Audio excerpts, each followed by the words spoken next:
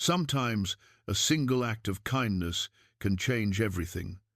When Jackson Cole finds a wounded woman collapsed in the dust, bleeding and barely conscious, he doesn't hesitate to help her.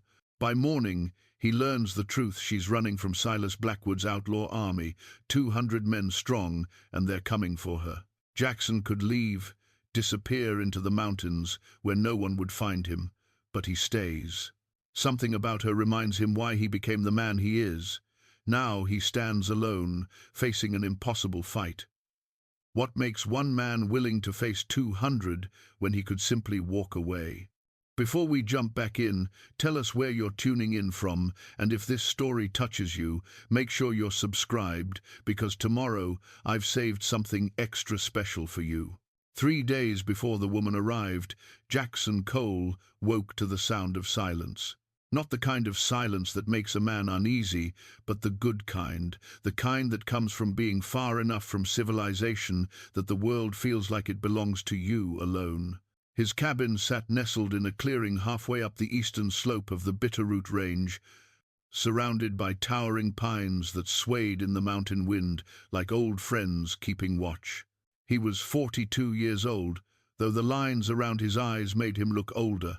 The kind of lines that come from squinting into too many sunrises, searching horizons for trouble that always seemed to find him anyway. His hands were calloused and strong, scarred from years of work and things he'd rather not remember. Dark hair touched with grey at the temples, a jaw that hadn't seen a razor in 3 days, and eyes the colour of winter steel eyes that had seen too much but somehow hadn't gone cold. Jackson stepped onto his porch, bare feet against weathered wood, and breathed in the pine-scented air. The morning stretched before him like all the others had for the past 7 years. Coffee first, strong and black. Then tend to the horses, check the trap lines, maybe ride down to Timber Ridge if supplies were running low. It was a simple life, and that simplicity had saved him when nothing else could. The worn leather journal sat on the small table beside his chair, filled with years of thoughts he'd never spoken aloud. Sketches of the mountains, notes about weather patterns, observations about the wildlife that shared his solitude. Sometimes he wrote about the past, but those entries were brief. The past was a weight he'd learned to carry, not examine. He'd been a different man once. Marshal Jackson Cole, they'd called him. 5 years wearing the badge in Silver Creek, a boom town that needed law more than it needed another saloon. He'd been good at it, better than good. Fair but firm, the kind of lawman who gave men a chance to do right but didn't hesitate when they chose wrong. The town respected him. His wife Catherine had been proud of him. Their daughter, Emma, thought he hung the moon. That was before the Garrity gang rode through. Jackson pushed the memory away like he always did, focusing instead on the ritual of his morning. He pulled on his boots, checked the Henry rifle that hung above the door, a habit he couldn't break even after 7 years of peace, and stepped out into the clearing. The horses nickered in greeting from the small corral he'd built. 2 of them, a sturdy buckskin gelding named Flint, and a dappled mare he called River. They were good animals, smart and sure-footed in the high country. He'd chosen them carefully, like he chose everything else in his life now, for reliability, not flash. Timber Ridge sat in the valley below, a dot of civilization against the vast Montana wilderness. Population maybe 300 on a busy day, less when winter drove the prospectors and drifters south. It wasn't much of a town, a main street lined with the usual establishments, a scattering of homes, a church that doubled as a schoolhouse.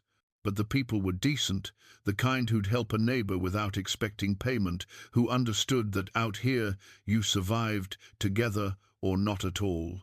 Doc Henley was one of the good ones. 58 years old, with hands steady enough to remove a bullet and gentle enough to comfort a child. He'd been a surgeon back east before some trouble. He never said what kind brought him west. Now he ran the only medical practice between Silver Creek and Fort Benton, treating everything from broken bones to difficult births. He and Jackson had developed an understanding over the years. Doc never asked about Jackson's past, and Jackson never asked about his. Sheriff Tom Wardell was another matter. Young for a sheriff, barely 30, but with good instincts and a genuine desire to keep his town safe. He'd sought Jackson's advice more than once when trouble stirred, and Jackson had given it sparingly, careful not to step back into the life he'd left behind. Tom knew Jackson had been a lawman once. The way a man carries himself never quite changes, no matter how far into the mountains he runs. Jackson spent the morning checking his traplines, finding 2 rabbits and a muskrat, good pelts that would fetch a fair price when he went to town. The work was methodical, requiring attention but not much thought, leaving his mind free to wander the way it always did up here. He thought about the coming winter, whether he'd laid in enough firewood, thought about the leak in the roof he needed to patch before the first snow. Small concerns, manageable problems, the kind he preferred now. By noon, he'd dressed the pelts and hung them to cure. The sun was high and warm, unusual for late September.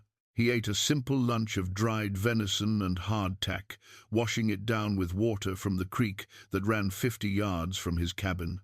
The water was so cold it made his teeth ache, straight from the snowmelt high above. Afternoon brought clouds rolling in from the west, the kind that promised rain by evening. Jackson spent the time repairing tack and oiling his guns, both the Henry rifle and the Colt revolver he carried when he rode to town. The revolver was old but reliable, its grip worn smooth from years of use. It had been his father's once, passed down when the old man died. Jackson kept it clean and ready, though he rarely fired it anymore. As the sun dropped toward the western peaks, painting the sky in shades of orange and purple, Jackson sat on his porch with his journal and a cup of coffee. He wrote a few lines about the changing weather, sketched the way the light caught the mountains. His handwriting was neat and precise, the penmanship of a man who'd once filed reports and arrest warrants. The entry from 7 years ago sat near the middle of the journal. He never reread it, but he knew it was there. The day he'd buried Catherine and Emma, the day he'd taken off his badge and left Silver Creek behind. The day he'd decided that if the law couldn't protect the people he loved, then the law wasn't enough. He'd come to the mountains because they didn't care about justice or vengeance or the weight of failure. The mountains just were, eternal and indifferent. And somehow that indifference had given him the space to keep breathing when he wasn't sure he wanted to. But he was still a man who noticed things, still a man whose instincts had been honed by years of watching for trouble. So when he saw the dust rising from the trail to Timber Ridge late that afternoon, something in him stirred a sense that the peace he'd built was about to be tested. He couldn't have known then that the dust marked the beginning of something that would shake the entire territory. Couldn't have known that in 3 days he'd be standing between an innocent woman and certain death, facing odds that would make most men run. All he knew was that the silence he'd grown to love suddenly felt fragile, like a held breath before a storm. Jackson finished his coffee and went inside to clean his rifle. Old habits, he told himself, nothing more than old habits keeping him sharp. But deep down, in a place he rarely examined, he knew better. Some part of him had been waiting for 7 years, waiting for a reason to be the man he used to be, waiting for a chance at the justice that had failed him when he needed it most. The rain started just after dark, pattering against the roof in a steady rhythm that usually lulled him to sleep. But that night, Jackson lay awake listening, his hand resting on the grip of his father's revolver, wondering what the dust on the trail had meant and why he couldn't shake the feeling that everything was about to change. The ride down to Timber Ridge took just under an hour when the trail was dry. Jackson made it in 45 minutes that morning, pushing Flint harder than usual. He needed coffee, the real stuff from Miller's General Store, not the chicory blend he'd been stretching for the past month. Needed flour and salt, maybe some tobacco if Miller had any that wasn't half dust. Simple errands, the kind that gave structure to a solitary life. The town looked the same as always when he rode in, a handful of horses tied to hitching posts, a wagon being loaded outside the feed store, Mrs. Patterson sweeping the boardwalk in front of her boarding house. Familiar rhythms, comfortable and predictable. He nodded to the faces he recognized, received nods in return. They knew him here not well, but enough. The mountain man who kept to himself but could be counted on in a pinch. He was tying Flint to the rail outside Miller's when he heard the commotion near the church. Raised voices, urgent and frightened. Jackson's hand moved instinctively toward his hip, finding the grip of his Colt before his conscious mind registered the movement. 7 years hadn't dulled those reflexes. A woman stumbled into view from the alley between the church and Doc Henley's office. She took 3 steps and collapsed in the dust of the main street like a puppet with cut strings. Jackson was moving before anyone else reacted, his long strides covering the distance in seconds. He dropped to one knee beside her, his experienced eyes taking in details that made his jaw tighten. Blood soaked through the back of her dress, a dark stain that spread from her left shoulder blade. Her face was pale as winter snow, lips cracked and bleeding from dehydration, blonde hair matted with sweat and dirt. She couldn't have been more than 25. Her hand clutched something, a blood-stained handkerchief, gripped so tightly her knuckles were white, even in unconsciousness. Jackson gently pried her fingers open, revealing embroidered initials, S.M. The fabric was good quality, the kind of thing a woman of means would carry. That detail told him something, though he wasn't sure what yet. "Doc!" Jackson called over his shoulder, his voice carrying the authority of a man used to being obeyed in emergencies. "Doc Henley, I need you now." The doctor came running, his medical bag already in hand. He took one look at the woman, and his expression went grim. "Get her inside. Carefully, that wound looks deep." Jackson lifted her with practiced ease, surprised by how light she was. Too light, as if she hadn't eaten properly in weeks. He carried her into Doc's office, laying her face down on the examination table, as instructed. Her breathing was shallow and rapid, the kind that spoke of shock and blood loss. Doc Henley worked with efficient precision, cutting away the ruined dress to expose the wound. Jackson saw the doc's shoulders tense, a sure sign it was worse than expected. "Bullet wound," Doc confirmed, his voice steady but tight. "Clean through, missed the lung by maybe half an inch. She's lucky or unlucky, depending on how you look at it. This happened at least 2 days ago, maybe 3. Infection starting." "Will she live?" Jackson asked. "If I can get the fever down and keep the wound clean, yes. But she needs rest and care, and she needs to tell me what happened." Doc glanced up at Jackson. "Any idea who she is?" Jackson shook his head, still holding the blood-stained handkerchief. S.M. He committed the initials to memory, knowing they might be important later. Sheriff Wardell arrived then, breathless from running. "What happened?" "That's what we'd like to know," Doc said, threading a needle to begin stitching. "She just appeared and collapsed. Jackson found her." Tom studied the woman's face, his young features creasing with concern and something else, recognition, or maybe just the shadow of it. "I'll ask around, see if anyone knows her." He looked at Jackson. "You staying?" Jackson should have said no, should have collected his supplies and ridden back to his mountain sanctuary. But something about the woman's desperate grip on that handkerchief, about the way she'd collapsed like she'd been running until her body simply gave out, kept him rooted in place. "For now," he said. The hours that followed moved slowly, marked by the woman's fevered breathing and occasional murmurs. Doc worked methodically, cleaning and stitching the wound, forcing water and medicine past her cracked lips. Jackson sat in the corner, watching and waiting, his instincts telling him this was more than a simple robbery gone wrong. It was late afternoon when she began to speak.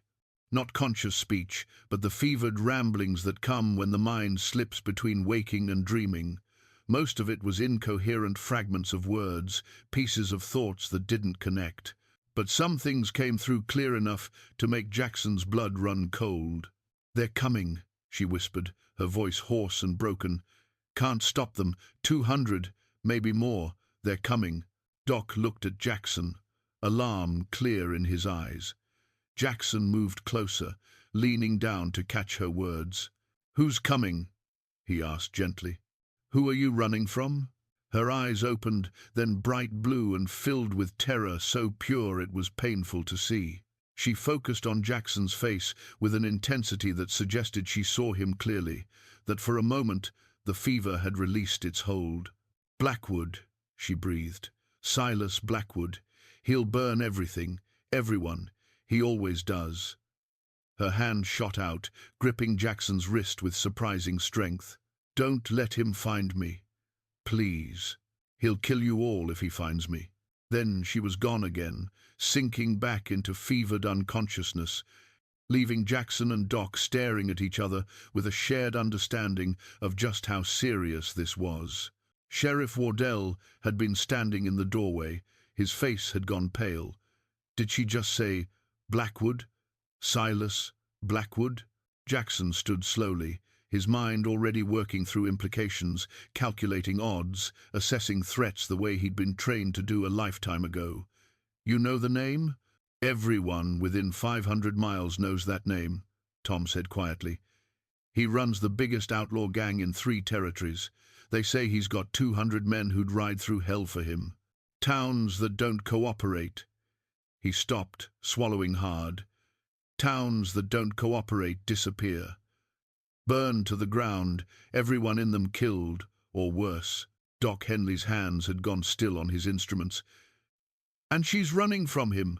Jackson looked down at the woman, at her too thin frame, at the desperation that marked her even in unconsciousness, at the silver locket he now noticed around her neck. He reached out and opened it carefully. Inside was a photograph, faded but still clear. A young woman, this woman standing with an older couple, a family. The kind of photograph people treasure because it captures a moment of happiness that might never come again. "We need to hide her," Jackson said, his voice carrying the weight of decision. "When she wakes up, we need to know the full story. But right now, we need to assume Blackwood's men are tracking her, and they could arrive any time." "Where?" Doc asked. "Timber Ridge isn't exactly Fort Knox." Jackson met his eyes. "My cabin. It's defensible, isolated, and unless someone knows exactly where to look, it won't be found." "You'd take that risk?" Tom asked. "If what they say about Blackwood is true." "If what they say is true," Jackson interrupted, "then leaving her here puts the whole town at risk. At least in the mountains, the fight stays away from innocent people." He didn't say the other part, the part that was growing louder in his mind with every passing moment. That looking at her reminded him of Catherine, of Emma, of every person he'd failed to protect when it mattered. That maybe, after 7 years of running from his past, he'd been given a chance to stand for something again. Sheriff Wardell studied him for a long moment, then nodded slowly. "I'll help you get her there after dark. Less chance of being seen." Doc Henley carefully covered the woman with a clean blanket. "I'll prepare supplies, bandages, medicine, everything you'll need. But Jackson," he paused, his weathered face serious, "if Blackwood really is after her, you're signing up for more than just nursing duty. You understand that?" Jackson looked down at the woman, at the locket still open in his hand, at the family photograph that represented everything she'd lost. He thought about the handkerchief with its embroidered initials, about the bullet wound that had nearly killed her, about the pure terror in her eyes when she'd spoken Blackwood's name. "I understand," he said quietly. And he did. He understood that the peace he'd built in the mountains had just ended, understood that the man he'd been trying to leave behind was about to surface whether he wanted it to or not, understood that sometimes running isn't enough. Sometimes you have to stand, even when the odds are impossible, even when standing might cost you everything. The woman stirred again, her lips forming soundless words. Jackson leaned close, catching the whisper that escaped. "Sarah," she breathed. "My name is Sarah." "Sarah Mitchell," Jackson thought, making sense of the initials. He closed the locket gently and stood, his mind already shifting into tactical mode, planning routes and defenses and contingencies. The mountain man was receding, the marshal was returning, and somewhere to the south, If the woman's fevered warnings were true, an army of outlaws was riding north, searching for the person Jackson had just decided to protect.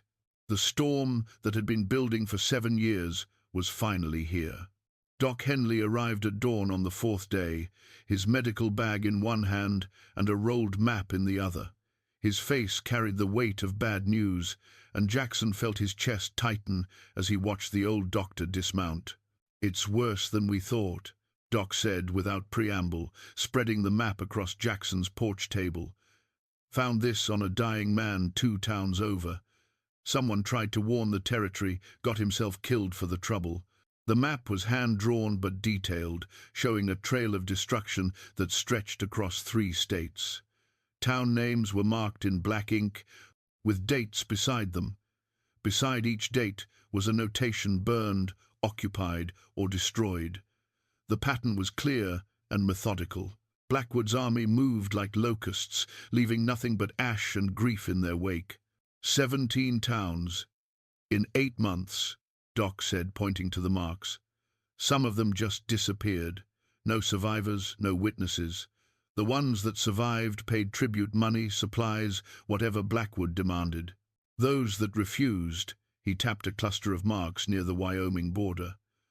3 settlements, population 200 combined. Now they're ghost towns. Sarah appeared in the doorway, wrapped in one of Jackson's old coats against the morning chill. She looked at the map and went pale, her hand gripping the doorframe for support. "I came from here," she said, pointing to a mark near Broken Bow. "My family's ranch. There were neighbors, other families. Are they gone?" Doc said gently. "I'm sorry, Sarah. Blackwood doesn't leave loose ends." Jackson studied the map with the tactical mind of his former profession. The pattern told a story. Blackwood wasn't just raiding randomly. He was building something, carving out territory and eliminating anyone who might resist or report his activities. It was organized, systematic, military, almost. "This isn't just banditry," Jackson said. "This is conquest. He's building an empire out here where the law's too thin to stop him." "Which means Sarah's not just a captive he wants back," Doc replied. "She's evidence, living proof of what he does.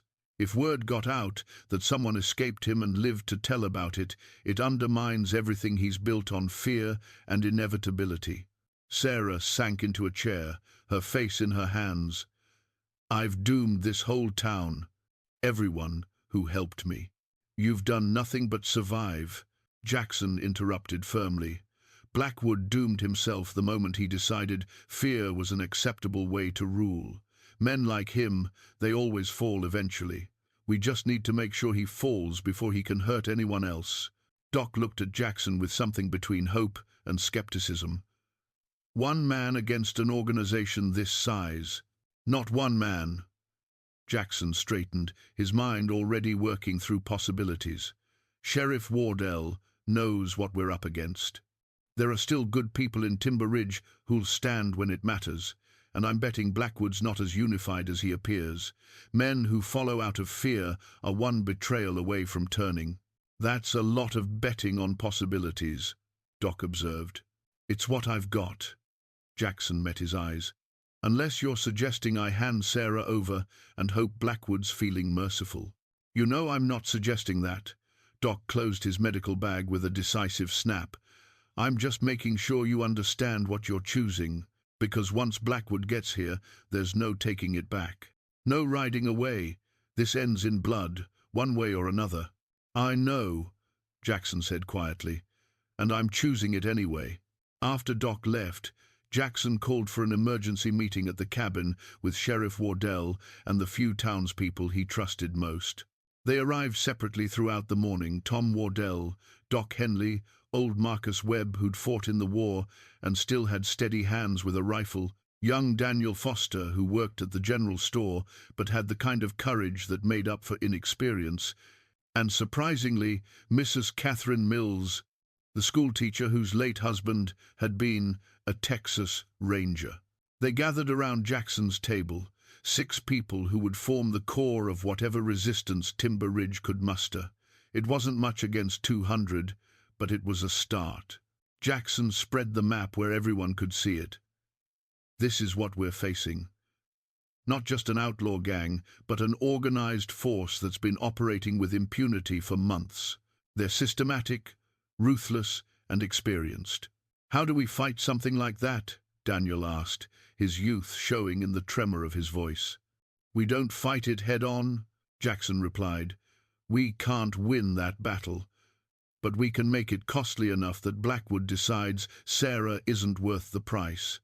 We need to think like a military unit, facing a superior force. Fortifications, ambush points, supply denial, information control. Marcus Webb, his weathered face creased with thought, leaned forward. You're talking about guerrilla tactics, hit and fade, make them bleed for every inch. Exactly.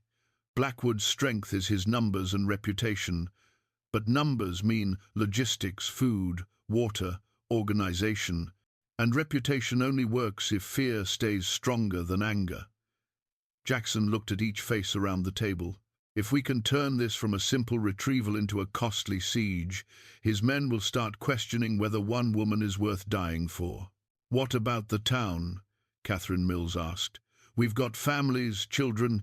If we resist and lose, then we lose everything anyway, Sheriff Wardell interjected. You think Blackwood's going to forgive Timber Ridge for hiding her, for helping her? He'll make an example of us regardless. At least this way we go down fighting. I won't ask anyone to fight who doesn't choose it freely, Jackson said. And I won't judge anyone who takes their family and leaves. This isn't your fight. It's mine. I brought Sarah here, and I'll face the consequences. It became our fight the moment we decided decent people don't hand over victims to their abusers, Doc Henley said firmly. I've patched up too many women and children who suffered at the hands of men like Blackwood. If there's a chance to stop one of them, I'm taking it. The others nodded in agreement, and Jackson felt something shift in his chest. He'd been alone for 7 years, trusting only himself, believing that isolation was the only way to avoid failing the people around him. But these people were choosing to stand with him, not because they were foolish or didn't understand the risk, but because they understood exactly what was at stake and decided it mattered more than their fear. All right then, Jackson said. Here's what we do. Tom, you start quietly identifying everyone in town who can shoot and might be willing to help. Don't pressure anyone, just gather information. Marcus, you and I will scout defensive positions, high ground, choke points, anything we can use to multiply our force. Catherine, you organize evacuation routes for families who want to leave and safe rooms for those who stay. Daniel, I need you to inventory every weapon, every box of ammunition, every supply we might need. Doc, you prepare a field hospital. If we do this right, we'll need it. And what about her? Marcus nodded toward Sarah, who had been sitting quietly throughout the discussion. No offense, miss, but she's what they're coming for. What's her role in this? Sarah stood, her shoulders squared despite the lingering weakness from her wound. I can shoot now. Not well yet, but good enough. And I know how Blackwood thinks, how his men operate. I lived with them for 8 months. That knowledge could be valuable. Jackson saw the determination in her eyes and felt a surge of pride mixed with fear. He wanted to protect her, to keep her safe and far from the coming violence. But he also respected her need to reclaim agency over her life, to be more than just a victim waiting to be saved. Sarah will be positioned in the church tower, Jackson decided. Good sightlines, defensible, and if things go wrong, she can use the bell tower to escape into the woods. She observes and reports, only engages if necessary. Sarah nodded, accepting the compromise between safety and participation. They spent the rest of the day planning. Jackson's cabin became a command center, the map covered with marks and notes as they identified every advantage and vulnerability. The mountain terrain offered natural choke points. The town's layout, while not ideal, could be modified with barricades and firing positions. Supply lines could be disrupted if they moved quickly enough. It wasn't a perfect plan, Against 200 experienced fighters, it might not even be a good plan, but it was a plan, and it gave them something to work toward, a sense of purpose that beat waiting passively for destruction.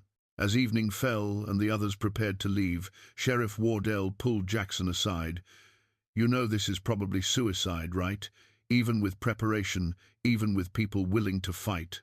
"I know," Jackson said, "but doing nothing is definitely suicide. At least this way, we die on our feet." Tom studied him for a moment, then held out his hand. "It's been an honor knowing you, Jackson Cole. In case we don't get another chance to say it." Jackson shook his hand firmly. "The honor's mine, Tom. You're a good man and a good sheriff, better than I ever was." After everyone left, Jackson and Sarah stood together on the porch, watching the sun set over the mountains one more time. The peaceful beauty of the landscape seemed almost obscene given what was coming, but Jackson found himself grateful for it anyway. Some things remained good, even when the world went to hell. "Do you think we can win?" Sarah asked quietly. Jackson considered lying, offering false hope to ease her fear. But she deserved better than that. "I think we can make them regret coming for you. I think we can show that even in places where law doesn't reach, there are still people willing to stand for what's right. And I think, win or lose, we'll face it together. That's something." Sarah slipped her hand into his, and they stood that way, as darkness fell, two broken people who'd found something worth fighting for in each other, and in the principle that some lines shouldn't be crossed, no matter the cost. The storm was closer now. Jackson could feel it in the air, in the tension that had settled over the valley like a held breath. Tomorrow they would start fortifying. Tomorrow they would prepare for war. But tonight they had peace, and they had each other, and for now that was enough. They found Blackwood's calling card at dawn. The black leather glove hung from the town's welcome sign, impaled on a nail like a trophy. Beside it, a note written in bold, aggressive strokes: "Return what is mine by sunrise tomorrow, or bury your dead by sunset." Sheriff Wardell had been making his morning rounds when he discovered it. He brought it to Jackson's cabin without touching the glove itself, as if Blackwood's evil might be contagious. Sarah stared at the glove with the kind of recognition that comes from intimate fear. He wore those every day, black leather, custom-made. He said they made him look like the devil. Her voice was flat, emotionless. He was right. Jackson studied the note, analyzing the handwriting for clues about the man he'd soon face. The letters were large, confident, aggressive. The kind of writing that came from someone who'd never been truly challenged, who'd grown accustomed to the world bending to his will. "He thinks this is already over," Jackson observed, "thinks we'll fold at the first real threat." "Most towns do," Sheriff Wardell said quietly. "That's why he keeps winning." The ultimatum changed everything. What had been an abstract threat, something they could prepare for in theory, was now concrete and immediate. Sunrise tomorrow meant they had perhaps 30 hours before Blackwood's army descended on Timber Ridge in full force. The town reacted as humans do when faced with impossible choices, some with courage, some with fear, and most with a complicated mixture of both. By midday, 3 families had packed wagons and left, heading east toward Fort Benton. Jackson watched them go without judgment. They had children to protect, lives to preserve. He couldn't fault them for choosing survival. But others surprised him. Marcus Webb's 2 sons arrived from their homesteads, both carrying rifles and grim determination. Mrs. Mills organized the remaining women into support roles, loading ammunition, preparing medical supplies, coordinating food stores. Young Daniel Foster revealed he'd been practicing with his father's old service revolver and could hit a target at 50 yards, more often than not. By evening, Jackson counted 43 people willing to stand. 43 against 200. The odds were still suicidal, but they were better than 1.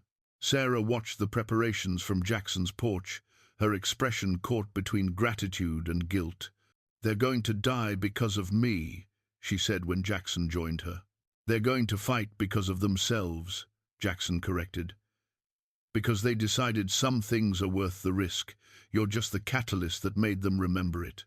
That's a pretty way of saying I brought death to their doorstep.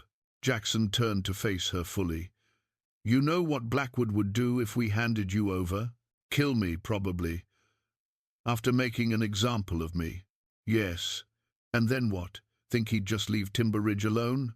After we harbored you, hid you, delayed him? Jackson shook his head. Men like Blackwood don't forgive. They punish. Whether we give you up or not, he was always going to burn this town. At least this way we face him with our dignity intact. Sarah was quiet for a long moment. You really believe that? I know it. Jackson's voice carried the certainty of hard experience. I've dealt with men like him before. The Garrity gang that killed my family, they didn't just rob and run. They destroyed because destruction fed their sense of power. Blackwood's the same, just operating on a larger scale. The only difference between appeasement and resistance is whether we die on our knees or our feet. As the sun began its descent toward the western peaks, Jackson made final adjustments to their defensive plan. The church tower was reinforced with sandbags and supplied with ammunition. Rifle positions were established at key points throughout town. Barricades were constructed from wagons, lumber, anything that might slow an advancing force. Doc Henley transformed the church basement into a field hospital, laying out instruments and supplies with the calm efficiency of a man who'd seen too many wars. Catherine Mills established an evacuation route through the back of the schoolhouse, leading to a creek bed that could hide civilians if the town fell. Jackson moved through it all like the marshal he'd once been, checking positions, offering tactical advice, boosting morale with a calm confidence he didn't entirely feel. But beneath the exterior, his mind was racing through scenarios and contingencies, calculating odds and acceptable losses. That evening, he sat alone in his cabin with his journal open before him. The pages were filled with 7 years of mountain observations and solitary thoughts. Now, he wrote what might be his final entry. If I fall tomorrow, whoever finds this should know something. I chose this, not because I was looking to die, but because I was looking for something worth living for. 7 years I spent running from the fact that I couldn't save my family. 7 years thinking the best way to protect people was to stay away from them. Sarah Mitchell changed that. Not because she needed saving, though she did, but because she reminded me that some fights find you whether you're looking for them or not. And when they do, running doesn't make you safe. It just makes you alone. I loved my wife and daughter more than my own life. Their deaths nearly destroyed me. But maybe that's not how I should remember them. Maybe I should remember that they loved a man who stood for something, who believed in justice and protection and the idea that good people don't turn their backs on evil just because it's easier. If I die tomorrow, I die trying to be that man again. And if I live well, then maybe I've earned the right to stop running from my own past. He closed the journal and set it aside, then reached for his father's pocket watch.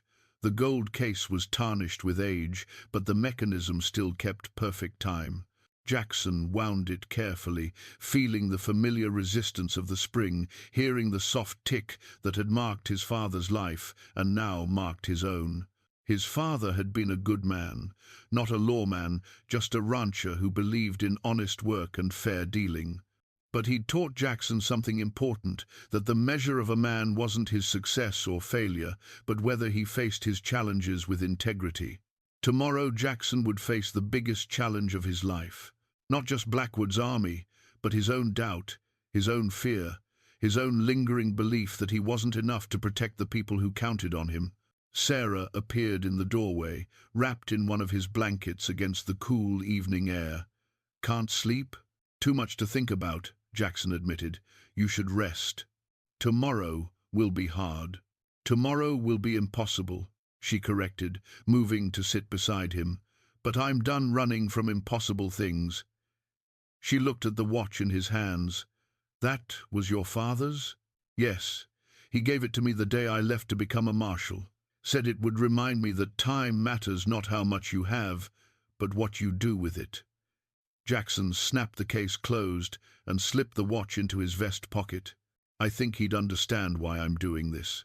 My father would understand too, Sarah said softly. He always said that character shows in the hard moments, when it's easier to look away than to stand up. Her hand found Jackson's. I'm glad you didn't look away.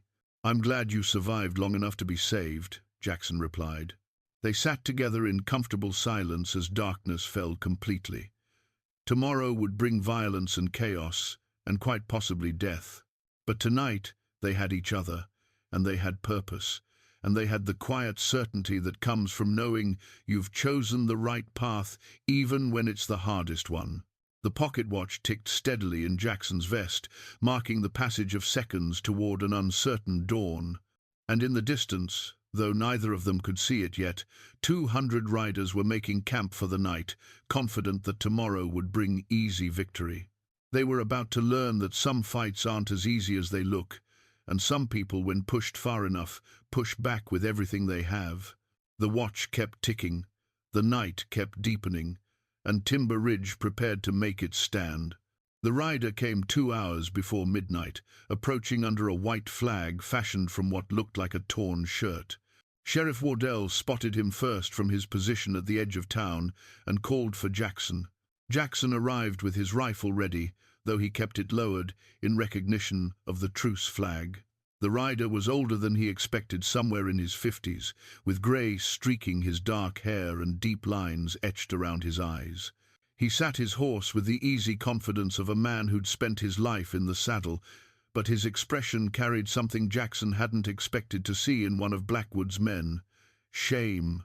"Name's Marcus Webb," the rider said, then caught himself. "No, not that Marcus. Marcus Cole. I'm looking for Jackson Cole.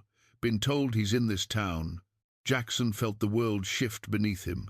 Cole was his mother's maiden name, but he'd never heard of any Marcus in her family. "I'm Jackson Cole. State your business." The rider's eyes widened with something like recognition mixed with grief. "You look like your father. Same eyes, same set to your jaw. Thomas Cole was my partner once, 30 years back, before everything went wrong." "My father was a rancher," Jackson said carefully, his mind racing through implications. "Never mentioned having a partner in anything, because I made him promise never to speak of me." Marcus dismounted slowly, hands visible and away from his weapons. "What I'm about to tell you is going to be hard to hear, but you need to know it before tomorrow comes." He reached into his saddlebag and pulled out a faded photograph, handling it like it was made of glass. When he handed it to Jackson, the image showed 2 young men standing beside a creek, arms around each other's shoulders. One was unmistakably Jackson's father, younger, but with the same honest features Jackson remembered. The other was Marcus, decades younger, but clearly the same man. "That was taken in 1845, Marcus said. "Your father and I were prospecting partners. Found a significant gold deposit up in the Bitterroot Range, not far from where your cabin sits now. We agreed to keep it secret until we could file the proper claims." His voice dropped. "There was a third partner, Silas Blackwood." Jackson felt something cold settle in his stomach. "You're lying." "I wish I was." Marcus's face was lined with old pain. Silas was different then, ambitious, maybe a little ruthless, but not evil. Not yet. We worked that claim together for 2 years, pulling out enough gold to make us all wealthy. Then Silas got impatient, wanted to sell the claim to a big mining outfit, take the money and run. Your father and I said no, we wanted to work it properly, build something lasting. And then what? Jackson's voice was hard. And then Silas decided if we wouldn't cooperate, he'd eliminate us, made it look like a random outlaw attack on your father. I was supposed to be there too, but I got delayed in town. By the time I arrived, Marcus's voice broke.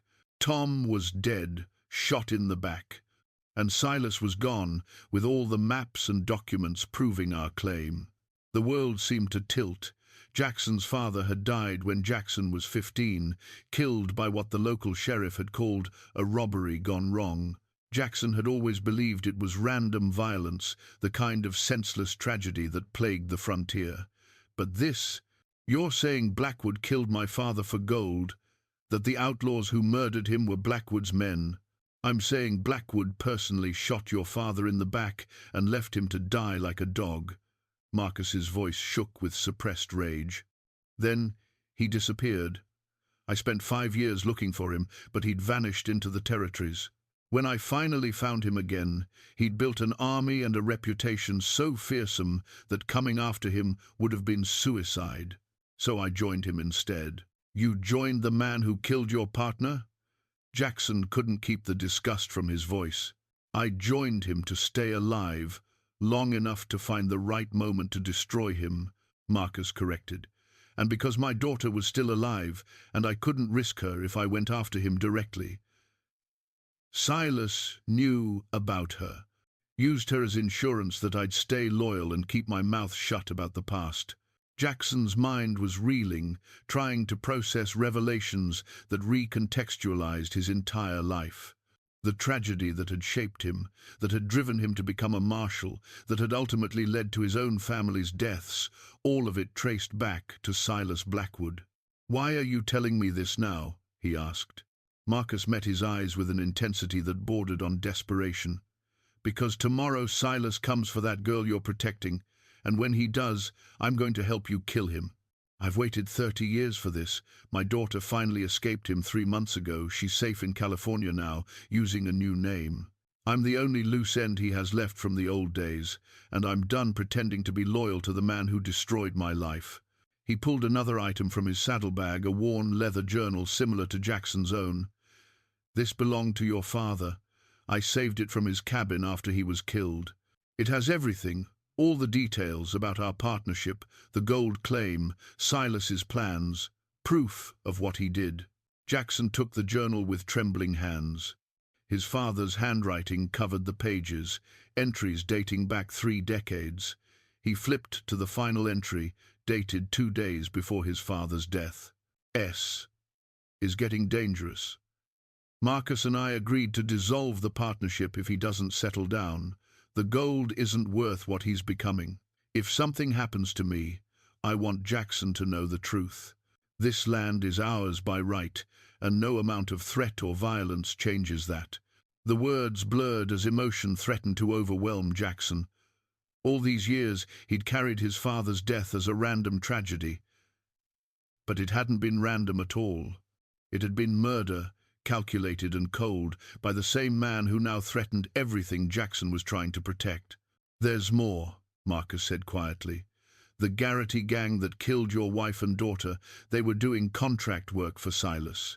He'd heard you were a marshal in Silver Creek, remembered the name Cole, and wanted to make sure no one from your father's family could ever come looking for revenge.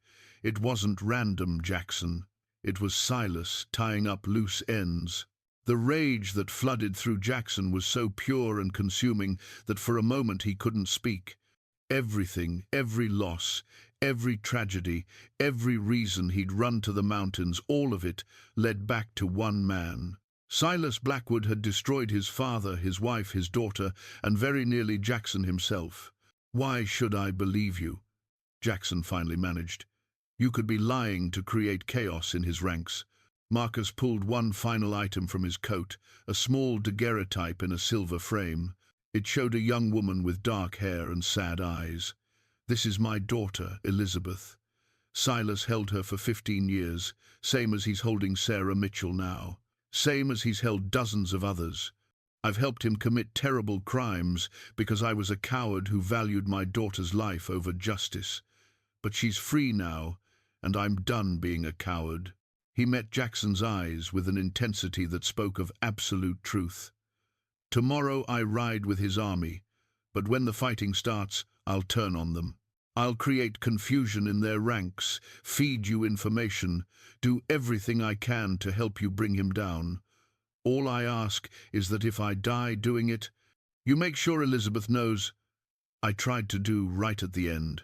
Jackson studied the older man, this stranger who shared a painful history with his father, who'd lived decades under the shadow of a monster, who was now offering to risk everything for a chance at redemption.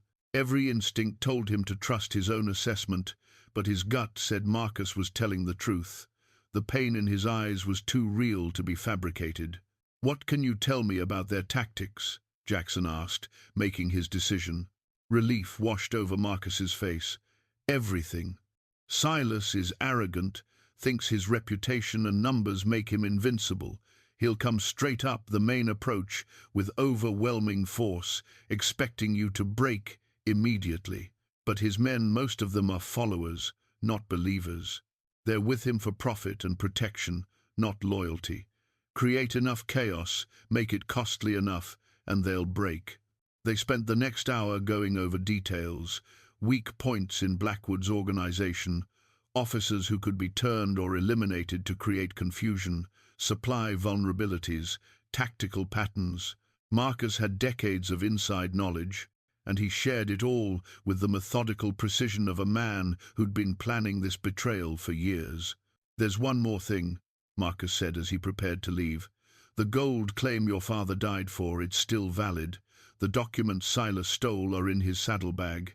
He keeps them as trophies, reminders of his first big win. If you kill him, that land is rightfully yours. It's worth a fortune." "I don't care about gold," Jackson said. "Your father would want you to have it, to build something good from all this death." Marcus mounted his horse, the white flag still attached to his saddle. "Tomorrow, when the fighting starts, I'll be near Silas. Watch for my signal. I'll drop my hat. That means I'm making my move." "Why risk telling me all this?" Jackson asked. "Why not just make your play tomorrow without warning me?" Marcus looked down at him, and in his eyes Jackson saw the reflection of his own grief and rage and desperate need for redemption. "Because you're Tom Cole's son, because you deserve to know why your life was destroyed. And because when I face Silas Blackwood tomorrow, I want him to know that the past finally caught up to him, that the families he destroyed found each other and brought him down together." After Marcus rode away, Jackson stood in the darkness for a long time, his father's journal clutched in his hands. Sarah found him there an hour later, still trying to process the weight of what he'd learned. "What happened?" she asked, seeing the devastation on his face. Jackson told her everything. About his father's murder, about the gold claim, about Marcus's revelation that even his family's deaths hadn't been random but calculated. Sarah listened without interruption, her hand finding his and holding tight. "I'm so sorry," she whispered when he finished. "This whole time I thought it was about me, but it's so much bigger." "It was always about you," Jackson corrected. "You're the catalyst, the rest is just—" He struggled for words. "Context, motivation, the reasons why this fight matters beyond the immediate moment. What will you do?" Jackson looked down at his father's journal, then at the pocket watch that had once belonged to the man Blackwood murdered. Slowly, deliberately, he pinned his old marshal's badge to his vest, feeling its weight settle against his chest like a promise being kept. "Tomorrow I'm going to do what I should have done 7 years ago," he said quietly. "I'm going to stand for something. And when Silas Blackwood comes for you, he's going to find out that some debts get paid eventually, that some families don't forget, and that the man he tried to destroy is still standing." Sarah squeezed his hand. "We're still standing," she corrected. Jackson looked at her, this brave woman who'd survived months of captivity and still had the strength to fight, and felt something shift inside him. The rage was still there, hot and sharp, but alongside it was purpose, clarity, the understanding that tomorrow wasn't just about revenge, but about justice, about standing between evil and the innocent, about being the man his father would have been proud of. "Yes," he agreed, "we're still standing, and tomorrow we're going to show Blackwood what that means." The night deepened around them, heavy with the weight of approaching violence. But Jackson felt clearer than he had in years. The enemy had a face now, the fight had meaning, and whatever happened tomorrow, He would face it as Marshal Jackson Cole, son of Thomas Cole, husband of Catherine, father of Emma, protector of Sarah Mitchell, and the last obstacle standing between Silas Blackwood and the empire of fear he'd built on murdered families. The pocket watch ticked steadily. The journal sat heavy in Jackson's hands, and somewhere in the darkness an army approached, unaware that the man they were coming to destroy had just learned exactly why he couldn't afford to lose.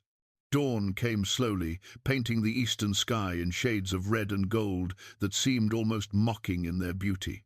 Jackson stood on his cabin porch, his father's pocket watch open in his hand, watching the second hand make its deliberate circuit. He'd wound it just before first light, the familiar ritual grounding him in the present moment, even as his mind raced through final preparations. The watch had marked time through his father's life, through Jackson's own rise and fall as a marshal, through 7 years of self-imposed exile. Now it would mark the minutes until everything came to a head. Jackson snapped the case closed and slipped it into his vest pocket, feeling its weight settle against his heart like a talisman. Sarah emerged from the cabin, already dressed in the practical clothing they'd modified for her dark wool pants, a sturdy shirt, her hair tied back in a severe bun that kept it out of her eyes. She looked different than the broken woman who'd collapsed in Timber Ridge's dust, stronger, harder, ready. "How do you feel?" Jackson asked. "Terrified," she admitted. "But also I don't know how to describe it. Like I've been running so long that standing still feels strange." "That's good," Jackson said. "Fear keeps you sharp. It's the people who aren't afraid who get themselves killed."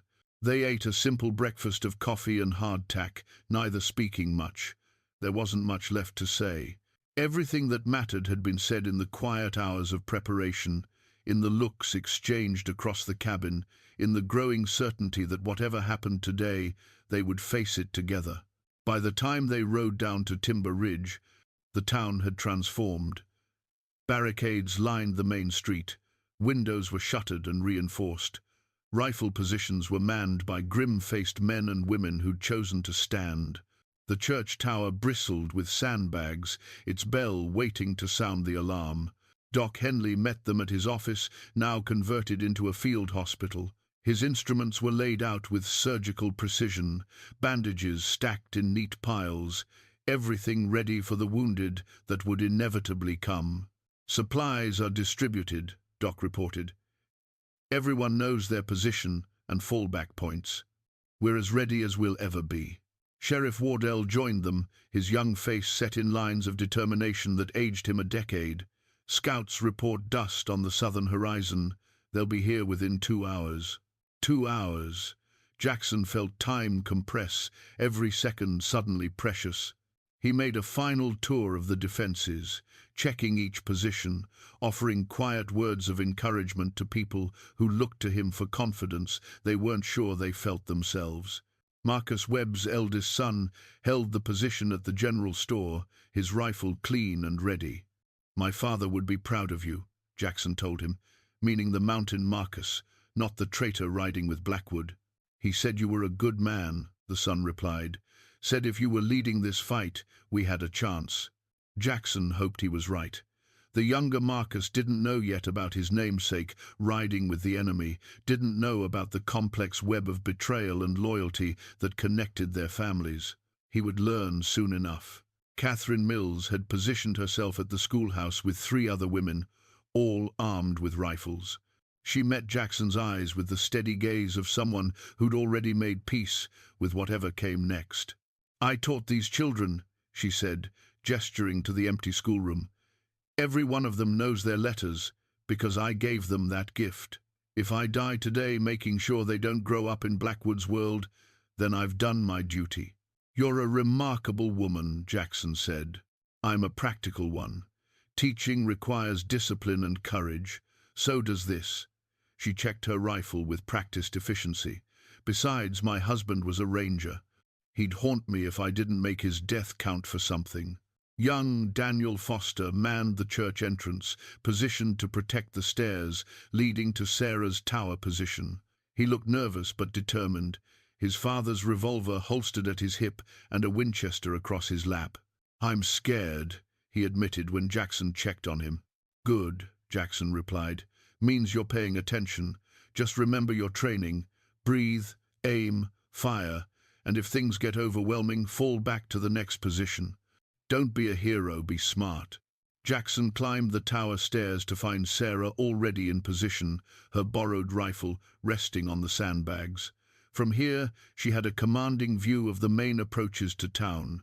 The mountains rose behind them, offering escape routes if needed, but also blocking reinforcement from that direction. "This is it," Sarah said quietly. Jackson stood beside her, looking out at the peaceful valley that would soon become a battlefield, having second thoughts. "No." Her voice was firm. "For 8 months I was helpless. For 3 days I ran. Today I fight. Whatever happens, at least I fought." Jackson pulled the marshal's badge from his pocket and pinned it to his vest, where it caught the morning light. The metal felt heavier than he remembered, weighted with responsibility and promise. Sarah watched him do it, understanding the significance. "Your father would be proud," she said. "I hope so." Jackson adjusted the badge, feeling its weight settle. "He taught me that standing up to bullies was worth the risk. Guess I'm about to test that lesson." They stood together in comfortable silence, watching the dust cloud on the horizon grow closer. Jackson could make out individual riders now, a dark mass moving with the inexorable certainty of a flood. 200 men, all committed to violence, all certain of victory. But Jackson had fought long odds before, had faced men who thought they were invincible. The key was making them believe they'd miscalculated, that the easy victory they expected was going to cost more than they were willing to pay. His mind ran through the plan one final time. Let them approach, let them get confident, then hit them with everything: the prepared defenses, the strategic advantages of terrain and fortification, and most importantly, Marcus's betrayal from within. Create chaos, make them question, force Blackwood to realize this wasn't going to be simple. "Promise me something," Sarah said suddenly. "If it goes wrong, if they're going to take me—" "They won't," Jackson interrupted. "But if they do—" She turned to face him fully. "Promise me you won't let them take me alive. I can't go back to that. I won't." Jackson met her eyes, seeing the absolute certainty there. She wasn't being dramatic or desperate. She was stating a fact that she would die before returning to captivity, and she was asking him to help her honor that choice, if it came to it. "I promise," he said quietly. "But it won't come to that. I'll die first." "That's what I'm afraid of." Sarah touched his face gently. "You've given me back my life, given me a reason to believe decent people still exist. Whatever happens today, thank you for that." Before Jackson could respond, the church bell began to toll 3 measured strikes. The signal. They were here. Jackson descended the tower, stairs 2 at a time, emerging onto the street as Blackwood's army came into view. They filled the southern approach like a dark tide. Riders spread across the entire width of the valley. At their head rode a man in black, unmistakably Silas Blackwood himself, sitting his horse like a king, surveying conquered territory. The army stopped just outside rifle range, a dark mass of men and horses, waiting with the patience of predators. Jackson could feel their confidence from here, the certainty that this would be quick and easy. Just another town too frightened to resist properly. Blackwood himself rode forward alone, stopping in the middle of the street, 50 yards from the nearest barricade. He was younger than Jackson expected, perhaps 50, with dark hair graying at the temples, and a face that might have been handsome if not for the cruelty that marked every feature. He sat his horse with easy grace, a man completely comfortable with his own power. "I'm looking for something that belongs to me," Blackwood called out, his voice carrying easily across the distance. "A woman, blonde, about 25, answers to Sarah Mitchell. She's here. I know she's here. Send her out, and I'll let you live." Simple as that. Jackson stepped into view, the marshal's badge catching sunlight. "She's under my protection. You want her, you go through me." Blackwood's eyes narrowed, studying Jackson with the intensity of a man assessing a threat. Then he laughed a sound without warmth or humor. "One man, one marshal playing hero. You think that's enough?" "I think you're about to find out," Jackson replied calmly. "You know who I am, what I've done to towns that defied me. I know exactly who you are, Silas." Jackson put deliberate emphasis on the first name. "I know you murdered your partner for gold 30 years ago. I know you've built an empire on fear and death. And I know you killed my father, Thomas Cole, because he wouldn't let you steal what wasn't yours." The effect was immediate and satisfying. Blackwood's confidence fractured for just a moment, his eyes widening with genuine surprise. "Cole," he breathed. "You're Tom Cole's son." "I am. And today's the day you answer for what you did to him, and to my family, and to every innocent person you've destroyed, building your little kingdom of fear." Blackwood recovered quickly, but Jackson had seen the crack in his armor. The man wasn't invincible. He could be shaken. And more importantly, his men had seen their leader surprised, a tiny seed of doubt planted in fertile ground. "Touching," Blackwood said, his voice dripping with sarcasm. "A son avenging his father. Very dramatic, but it doesn't change anything. You're one man with a badge and a grudge. I have 200. The math's simple." "Is it?" Jackson gestured toward the town behind him. "You see these fortifications, these positions? You think we don't have riflemen behind every window, every barrier? You think we're going to just stand here and let you ride in?" He let that sink in, then added the twist. "And you might want to ask yourself who you can trust in that army of yours. Who might be tired of following a murderer? Who might have their own reasons for wanting you dead?" He watched Blackwood's eyes flicker toward his men, just for a second. The seed grew a little larger. "Last chance," Blackwood said, but his voice had lost some of its certainty. "Give me the girl. Walk away. Live."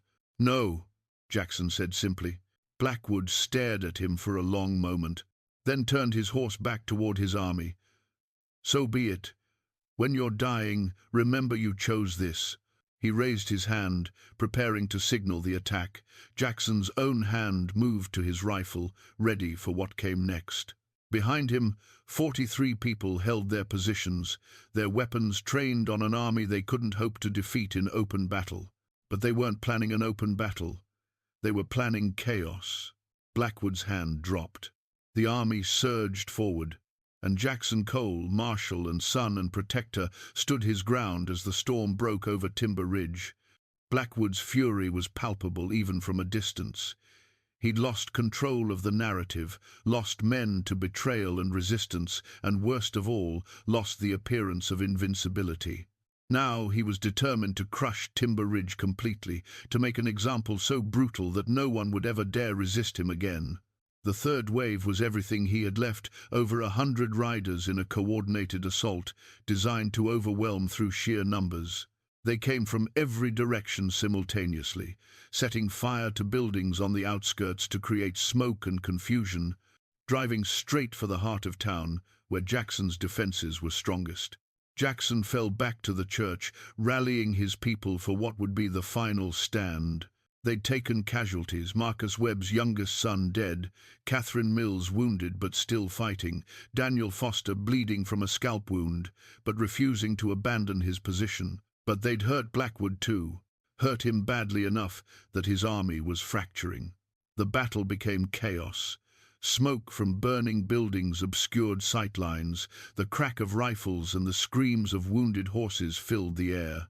Jackson found himself fighting hand-to-hand against 3 riders who'd breached the defenses, his revolver empty and his father's pocket watch falling from his pocket to lie in the dust. He picked up a fallen rifle and used it like a club, connecting with one rider's jaw. Sheriff Wardell appeared beside him, firing his revolver until it clicked empty, then drawing his knife. They fought back to back, 2 lawmen holding a line against overwhelming numbers. Then Sarah's voice cut through the chaos, shouting from the tower, "He's coming!" "Blackwood's coming for the church." Jackson looked up to see Blackwood himself riding hard for the church entrance, his black coat billowing behind him like wings. He'd abandoned his army to their fight and was making directly for the one thing he wanted, Sarah. If he could get her, he could claim victory and withdraw. Without her, this whole battle was pointless. Jackson ran, his legs burning, his lungs screaming for air. He reached the church entrance just as Blackwood dismounted, the engraved revolver already in his hand. They faced each other across 10 feet of bloodied ground, the killer and the son, separated by 30 years and a dozen tragedies. "You should have run when you had the chance," Blackwood said. His face was spattered with blood, his eyes wild with rage and determination. "Funny," Jackson replied. "I was thinking the same about you." They both drew. Jackson's Colt cleared leather a heartbeat faster, but Blackwood was already moving. The shots came simultaneously, Jackson's burning past Blackwood's shoulder, Blackwood's catching Jackson in the ribs and spinning him sideways. Jackson went down hard, his revolver skittering away across the wooden boards. Blackwood advanced, his engraved revolver, the same gun that had killed Jackson's father, aimed at Jackson's head. Thomas Cole begged before he died. "Will you?" Jackson's hand found something in the dust beside him. His father's pocket watch, fallen and open, its glass cracked, but its mechanism still ticking steadily. He wrapped his fingers around it, feeling its weight, remembering everything it represented. "My father didn't beg," Jackson said, his voice steady despite the pain in his ribs. "He died knowing his son would finish what he started." Blackwood's finger tightened on the trigger. Then a rifle cracked from the tower, and Blackwood staggered, hit in the shoulder. Sarah's shot hadn't killed him, but it had bought Jackson the seconds he needed. Jackson lunged, using his last reserves of strength to tackle Blackwood around the waist. They went down together, grappling for the engraved revolver. Blackwood was younger, stronger, but Jackson had something more powerful, driving him the faces of everyone this man had destroyed. Catherine, Emma, his father, Sarah. All the innocents across 3 territories who'd suffered under Blackwood's reign of terror. The revolver fired between them, the muzzle flash burning Jackson's coat. He felt the bullet graze his arm, but ignored the pain, focusing everything on wresting the gun away.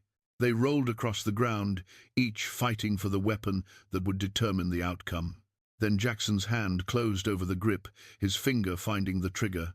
He shoved the barrel under Blackwood's chin and looked into the eyes of his father's killer. "This is for Thomas Cole," Jackson said, "and for everyone else whose life you destroyed." He pulled the trigger.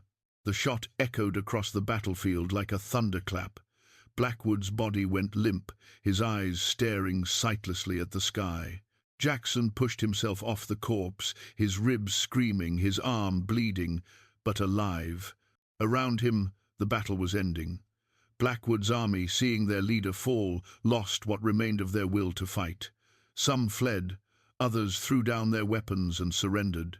A few tried to rally, but Sheriff Wardell and the remaining defenders made quick work of them. Sarah descended from the tower, picking her way through the smoke and carnage. She found Jackson sitting against the church wall, clutching his bleeding ribs, the engraved revolver still in his hand. She knelt beside him, her eyes searching his face. "Is it over?" she asked.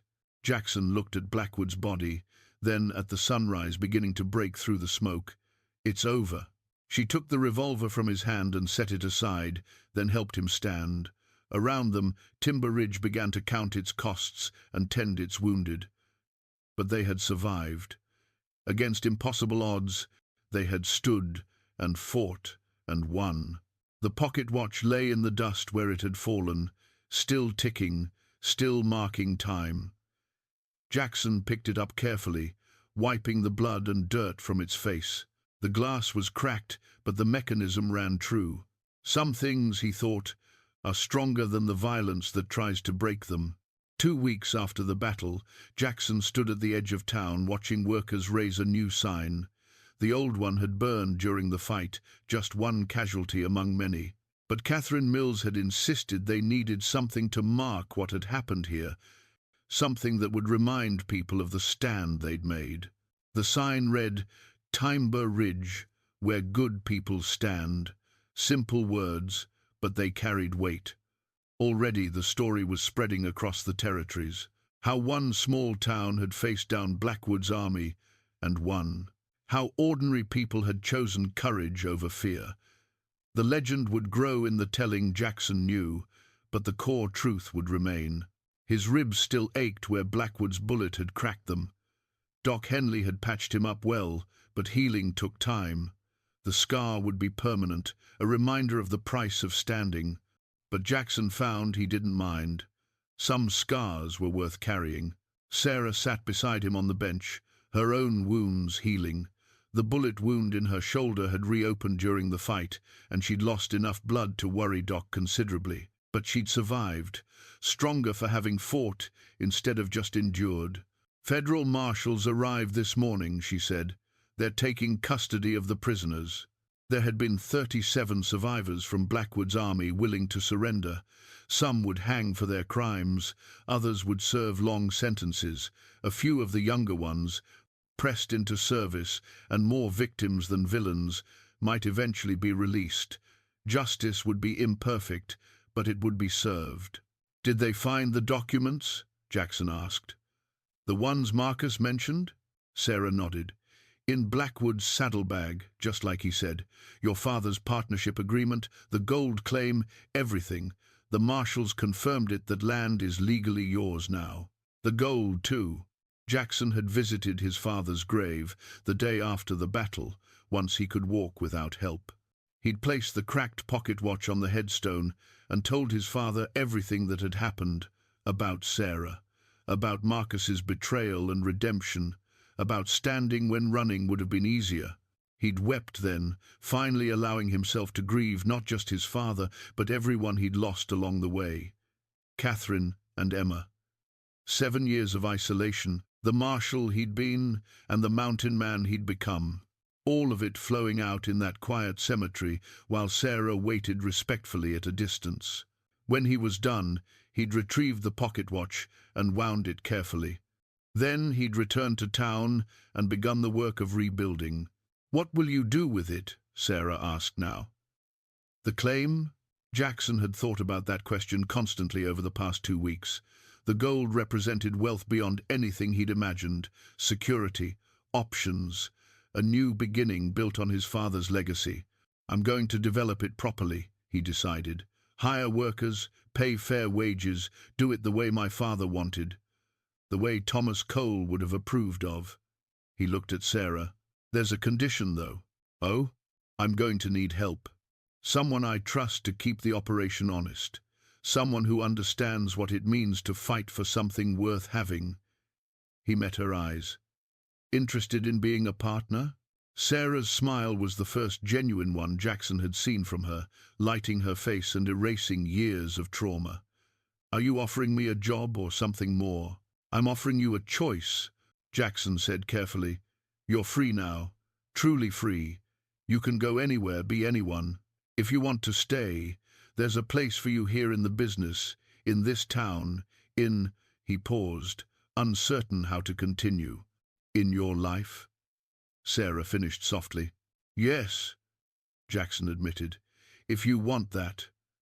But only if you want it. You've spent too long being told what to do, who to be. I won't add to that." Sarah took his hand, the gesture natural now after 2 weeks of sitting together while they healed, of sharing the quiet moments that came after violence. "I spent 8 months as someone's property, 3 days running from my past, and 2 weeks learning what it feels like to stand beside someone who sees me as an equal. I think I'd like to keep doing that, if the offer's genuine." "It's genuine," Jackson assured her, "though I should warn you I'm still learning how to be a person again. 7 years alone doesn't make for good social skills." "Good thing I'm patient, then." Sarah squeezed his hand. "Besides, we have time. That's what you kept saying during the battle, that we'd earned time. Time to heal, time to build, time to figure out who we are, now that we're not running or hiding." Jackson thought about his father's words in the journal about building something lasting rather than just taking quick profit, about doing things the right way, even when it was harder. Thomas Cole had died before he could see his vision realized, but his son could finish what he'd started, could turn blood money into honest wealth, could build something good from all the pain and loss. There's going to be a ceremony next week, Sheriff Wardle had told him yesterday. Territory's sending a representative. They want to officially recognize what happened here. Maybe even offer you your marshal position back. Jackson had declined the latter. He'd worn the badge during the fight, and it had felt right in that moment. But he wasn't that man anymore. Wasn't sure he wanted to be. Now he wanted something smaller, more personal. A business to build with someone he trusted. A town to be part of rather than responsible for. A life that was his own rather than defined by obligation and duty. "What are you thinking?" Sarah asked. Jackson looked at the new sign, at the town rebuilding around it, at the mountains rising behind them in eternal patience. "I'm thinking about my father's watch, how it kept ticking even when it was cracked, how time kept moving forward even when I thought I was standing still." He pulled the watch from his pocket and opened it. The mechanism ran true despite the damaged case, its steady tick, marking seconds into minutes, into hours, into a future that suddenly seemed full of possibility rather than just survival.